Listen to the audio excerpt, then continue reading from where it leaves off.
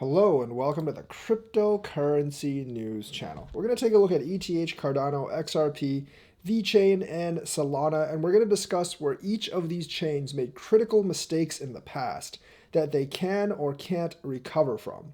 And we're going to start with ETH. ETH, the problem is it was never built to scale. Vitalik did actually say this himself, and now ETH is getting mega clogged up with the transactions they actually have. Obviously, the merge is trying to solve that problem, but the merge does not actually solve that problem. It doesn't really improve the performance of Ethereum as the foundation said itself. It merely makes it possible to solve the problems in the future, which will take several more years. Knowing how long the merge took, the splurge will probably take at least 2 to 3 more years, and other blockchains might actually overtake it within that time. And we don't really know if any of this stuff will be successful. Ethereum has a lot of projects on it, which makes it a lot more harder to transfer, and the original underlying chain was never really built to scale, so that's going to have some architectural problems as well. So that's the main problem with ETH. Cardano, I believe their major fault was actually choosing Haskell. I think Solidity and Rust are perfectly fine for blockchain development, and they're languages that the community knows. One of the key defining metrics of how successful a blockchain is their developer and community, how many developers can develop for it. And choosing Haskell is a big handicap. You might say, well, Haskell is more complex and it's functionally based, so it's more secure, yada, yada, yada. I really haven't seen too much evidence of that, honestly. And the thing is, Haskell is a very, very niche language. Like, generally, most people who do develop in blockchain know what Solidity and Rust is. No one really knows what Haskell actually is. The thing is, like, when I was actually programming, a lot of the most common languages like, C++, Java, etc., everyone knew what those was. Even like Python, people like may not have liked it that much at the time, but they knew what it was and they knew how to program it. In all my years of programming, I have not met one person saying, I use Haskell. It is my primary language of choice. And it's much less known than Solidity or Rust. And I know of at least one project that actually has left Cardano for another blockchain because they couldn't find any Haskell developers. And they were offering $200,000 a year for this job. So the thing is, like, it doesn't seem like too many people want to develop in Haskell, and it doesn't seem that many people know Haskell. And that's going to hamper your efforts to build a developer community. So I do think selecting Haskell as your language of choice will be a big problem. Now, there will be another application there, and at that point, you can probably program in Cardano whatever you want, and that'll help it. But right now, I do think like finding enough Haskell developers is going to be a big problem. Remember, you're in the race against all the other blockchains. You're not really in a stasis room by yourself where nothing else is going on in other blockchains.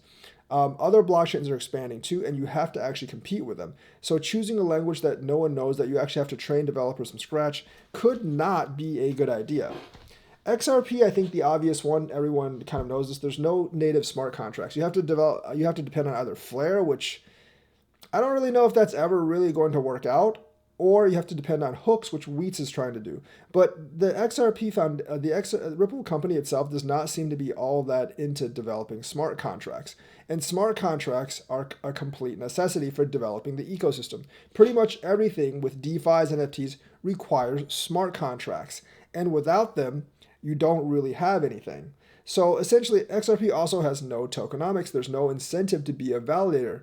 So like, it'll never really be that decentralized. It's going to be stuck with maybe 150 validators basically forever because it costs money to be a validator, and there's no incentive for the regular retail investor to be a validator, like there is incentive to mine or there is incentive to actually stake for other chains. See, like, generally, if you have a burger joint, like the actual coin is maybe the patty, right? But like, the smart contracts are kind of like the bun, and then like staking is kind of the condiments. So basically for XRP, you're trying to sell a burger without the condiments or the patty or the buns.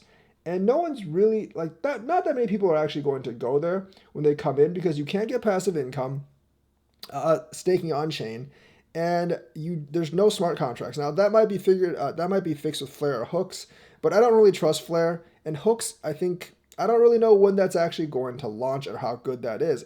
I think the Ripple team should have actually put significant resources in actually developing the ecosystem in the community, because like the only really known developer in XRP is Wheatswin, and you need more than one guy essentially.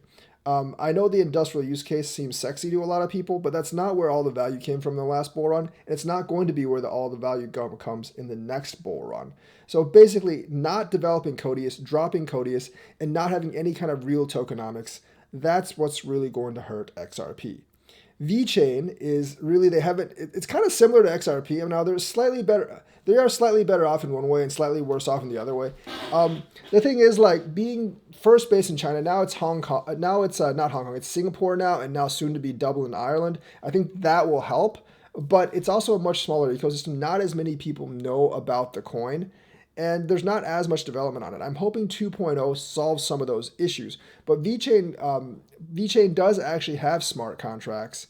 It does actually have a tokenomic system and staking, which I admit isn't the greatest. The rewards aren't that great, but they are actually sustainable in just the on-chain staking. They do have DeFi ecosystem right now, but they need a lot more of it. Like I said, I'm hoping 2.0 solves that.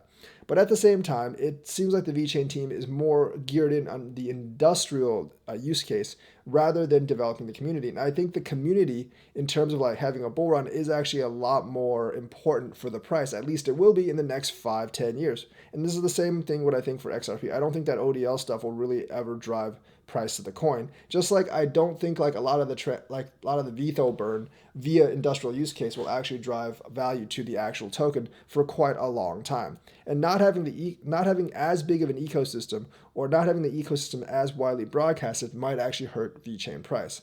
Solana, and the last one Solana we'll discuss, I think everyone knows what I'm going to say. Yeah, your chain's been down for like 6 times in the last year.